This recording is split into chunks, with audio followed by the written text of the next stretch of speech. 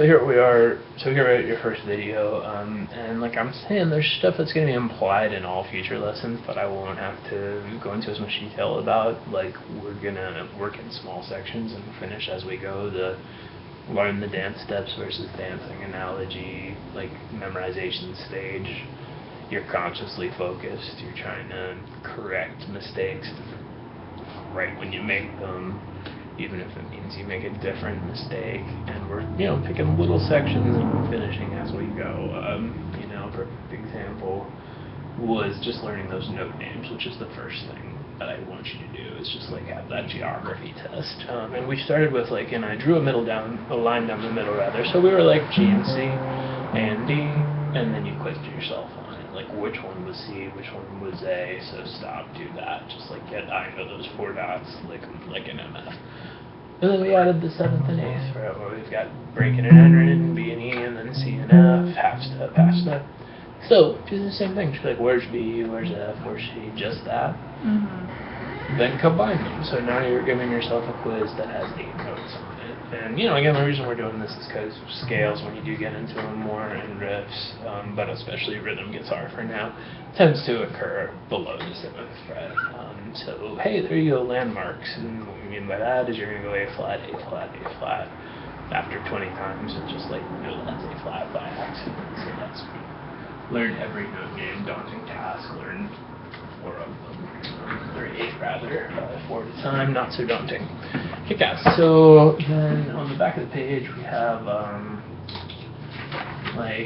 me talking about our new right hand technique and using that for landslide or even easier songs that you play. Blackbird would be fine, anything would be fine. And here is us. So here's you and everyone ever in the history of guitar. Kind of thumb back behind here so you can see all your fingers straight. And that's how you play bass, for what it's worth. So yeah, we're going thumb parallel to the string, and this whole thing happens that leads to your fingers being in this curled position.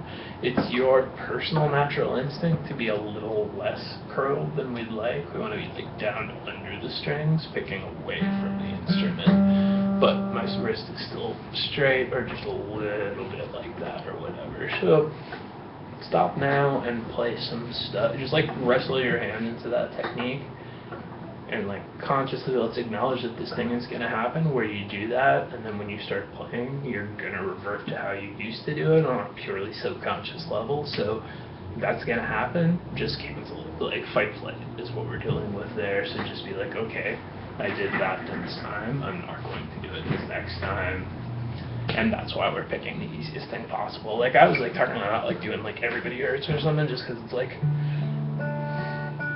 and I should totally tune my guitar, but whatever, just because it's the easiest thing possible. You could pick 2 random chords that aren't as queso dip and do the same thing. But yeah, so Blackbird, Landslide, little sections of songs, it'd be better to really find a little, just the part of Landslide you played for me and get sick good at it rather than learning the whole thing, even though that would be way more fun, because hey, that's what we're doing here, is we're redoing your right hand technique and stuff.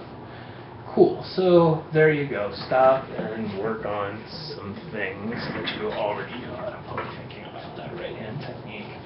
So about 4 minutes in, and I'm going to write that here over in our margin into your video. We're starting to talk about alternate bass, which is I'm playing thumb, low, high, low tonally, low geographically. People mix it up, but there's a lot of, kind of songs where people are doing that type of stuff from every genre ever, but certainly folk and everything. Cool. So our song includes this new G that you're going to no longer go not this but this. And a good way to trick yourself if you need to is be C to this. That would be more effective, but I'd like to see you just go straight to it.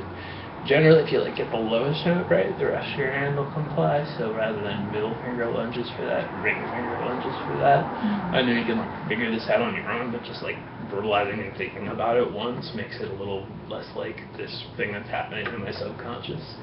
Awesome. So yeah, we're playing our bass notes, which are the circled notes with our thumb.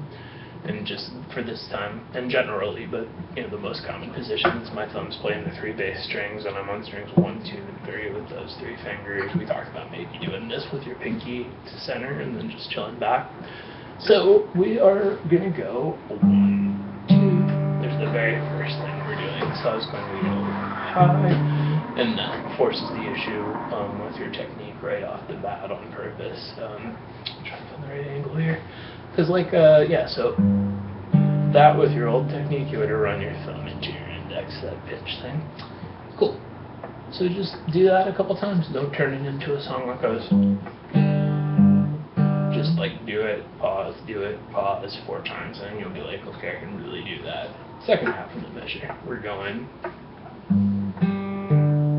Same thing again, if we're just thumb and index so far.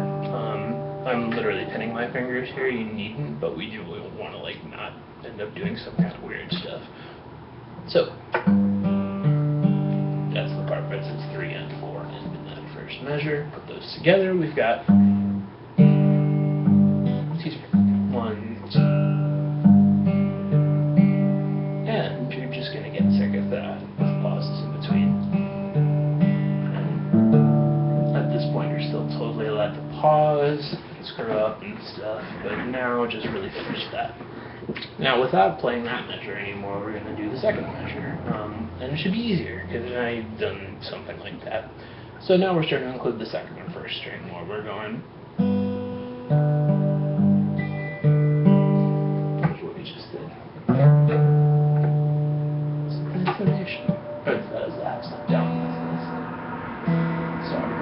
Cool, so anyway,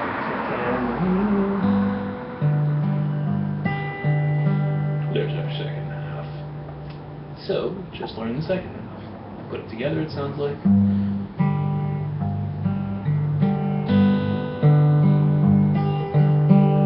Awesome. So, and this is a step here that isn't intuitive. You're going to do it really well once, stop, repeat, until it actually becomes easy.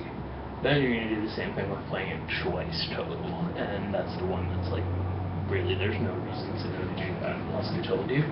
And then loop it after that, so 3 measured steps. 1, doing it once gets easy, doing it twice gets easy, then looping it will seem like a formality that, we won't be moving on to dancing prematurely.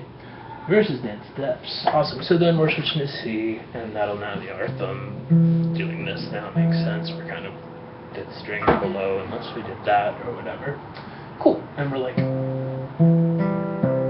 excuse me. And then we went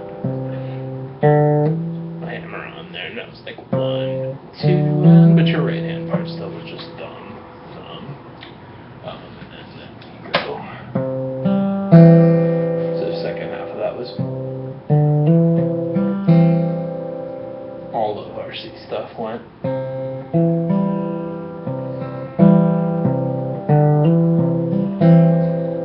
So we have a song that goes.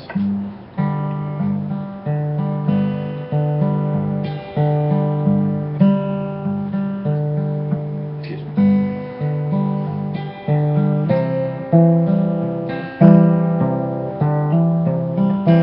Then you can go back to G or whatever. So kind of just getting through it all once is the point, even if it's not like a full song.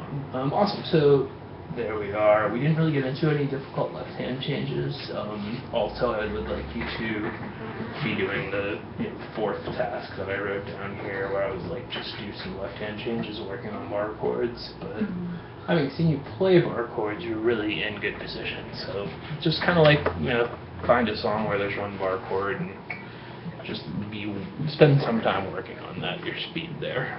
Cool, so you have been Guitar Lesson, and